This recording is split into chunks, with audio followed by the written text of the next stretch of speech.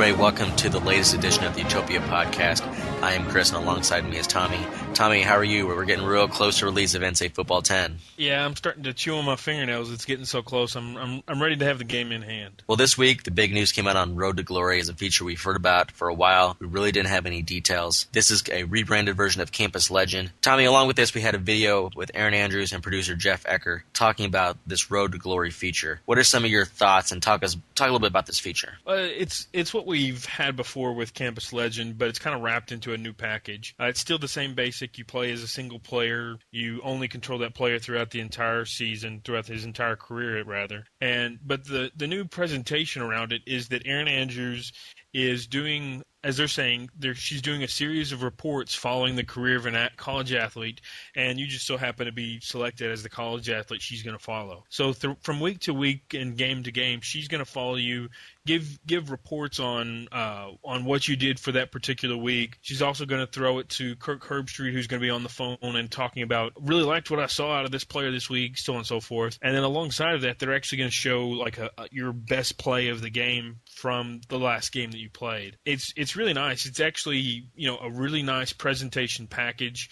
It's actually a lot of stuff I'd like to see in Dynasty eventually, to where, weekly updates, things like that. I'm not one to play Campus Legend, or in this case Road to Glory, much, but I'm definitely going to give it a run through just to see what it's all about. I'm in the same boat. I did not play much Campus Legend last year. I finished one season and that was it. However, with this, I'll definitely give it a try. And I think it's something that a lot of people now who may not have played it much will give it a try because of this presentation factor, plus Erin Andrews, which you can't go wrong with Erin Andrews in the game mode. And I think something that I think initially Erin Andrews in this presentation will draw people in, but I think another addition they added to this mode will be what makes people keep playing, and that are leaderboards. As you go through Campus Legend in the past, you would get a legend score. Well, now, and there was a podcast with Ben Howmiller and Russ Canary talking about kind of the design and decisions behind this mode. They said that the creative director Jeff Lurie was talking, and going through this mode and what they could do for NCAA Football 10, and he said, when I play my Campus Legend and I see my score, I think he had a middle linebacker who had like 10 interceptions and was just a phenomenal player, and he wondered,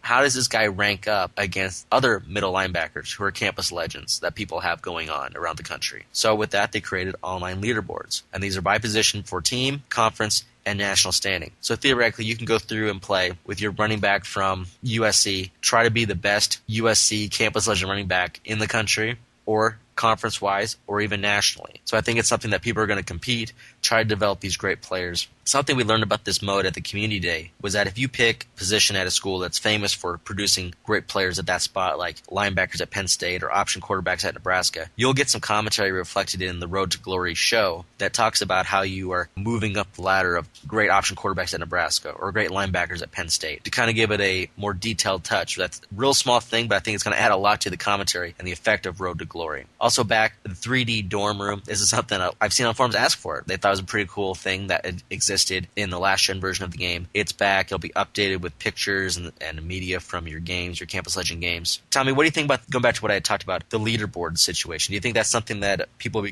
be competitive with? Oh, I think most definitely will. I mean, it'll give somebody a reason that, I've started a Campus Legend with my strong safety, but, now I see that there's a lot of competition going on at wide receiver, so I want to go out there and try to be the best wide receiver. It'll push people, I think, to go out and play it, at least a second time through, just to see if they can get their name in lights, so to speak. It's definitely a good addition, so that you can see how you stack up against everybody else that's playing the same mode. I really think that's probably the most underrated addition to this feature we haven't heard about. I think Erin Andrews will get all the credit, which deservedly. It's a very cool feature, and it's a new technology to EA. I believe the Tiburon Studio. I know Madden 10 is going to have a Dynasty show using this technology, and hopefully, like you said, hopefully next year this will be kind of a bridge to some kind of Dynasty mode or show, and hopefully they can build upon it. A very cool feature, and I know I'm looking forward to giving it a try and seeing it in all its glory, no pun intended. Over to ncaaStrategies this past week, we had a poll, and we're going to have a series of these throughout the year to try to figure out and understand the community a little bit better. We want to know what you like about the NCAA Football franchise, what you don't like about it, and what you want to see down the line. To kind of kick this off, we took all of the new features from NCAA Football 10 and we asked people, what are you looking forward to most? And we had 20 or 30 features, ranging from gameplay to presentation aspects to minor details. The runaway leader has been Team Builder, getting over 30% of the votes. Tommy, I know you've been looking at this poll and reading through the 4+ pages of answers from people. What have you thought about the results so far? Team Builder coming in number one is definitely not a surprise at all. I mean, as already we've had 100,000 different teams that have been created. It definitely shows that that's the favorite of the community. But what's, I guess, really not that surprising, but it's interesting that this is the one that stuck out, is adaptive AI. It's the gameplay leader as far as this poll is concerned. It will be interesting, I think, to see how well the adaptive AI actually functions and how well it actually reads. You know, we've also got various other things that touch into gameplay. I guess I didn't understand why adaptive AI, out of the various changes, that this one was the big one among the community. Were you kind of surprised to see some of these features kind of low on the list? Game planning had 6 votes. Defensive keys and setup plays had 0 each. Do you think that's just because adaptive AI was one of the first bigger blogs we heard about in terms of changes to the gameplay, and we really haven't had we had just one kind of a smaller blog that talked about the game planning, defensive keys, setup plays, and it was inside a season showdown blog. Is that part of it? I mean, and now we've had the demo out for a while now. People have had a hands-on experience with the game planning, and with the 2-minute quarters, that's probably not enough time to really see how the adaptive AI works. So maybe that's kind of an unproven commodity. Do you think any of that plays into why that's such a runaway leader? Yeah, definitely. I mean, I'll be curious. You know, I'll want to see the results from a similar poll like this, you know, a month or two after we've had the game, and that way, after everybody has actually had time to play the game and figure out what works, what doesn't work, I'll be curious to see if the results are similar or completely different. I mean, we've got the wide receiver defensive back interaction that could completely change the game. We've got game planning. We've got, of course, defensive pursuit angles being fixed.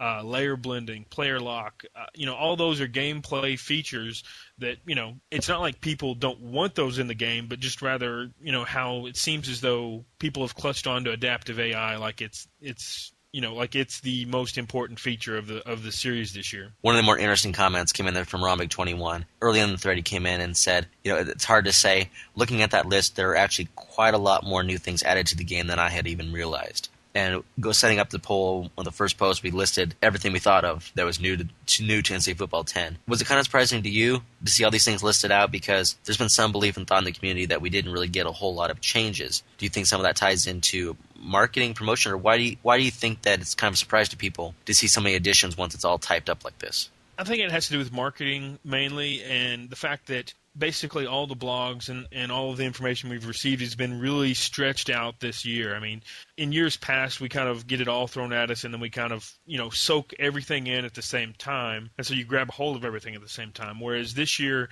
you know, you have big dedicated blogs to one particular feature, like you said, adaptive AI, but then, you know, some other features are kind of tucked away into the corner of a blog post. I think the big thing it is in fact marketing. I mean, it's just a matter of the difference between last year and this year of how they've shared information about the game. Is it better or worse? I'm going to say worse. I mean, this year, I honestly have to say I've been really frustrated with how they've chosen to market it, between the website, between the blog, you know, between developer interaction, different things like that. It just, none of it seems to really get a grasp and give you a full-fledged view of what the game is really going to be.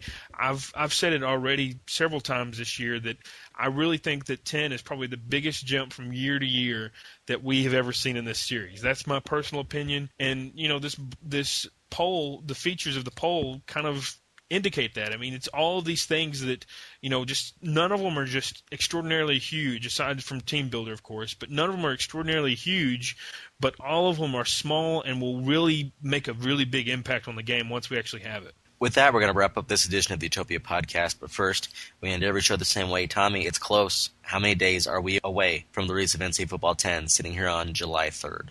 As of July 3rd, we now have 11 days remaining. It's coming up very close. You know, we'll get through the 4th of July weekend this weekend and just be nearly a week away come Monday. And it's getting exciting. I mean, I know a lot of people are ready to actually be able to play the game. So, for Tommy, this is Chris. Everyone, check us out at ncaaStrategies.com. Thanks for listening to this edition of the Utopia podcast.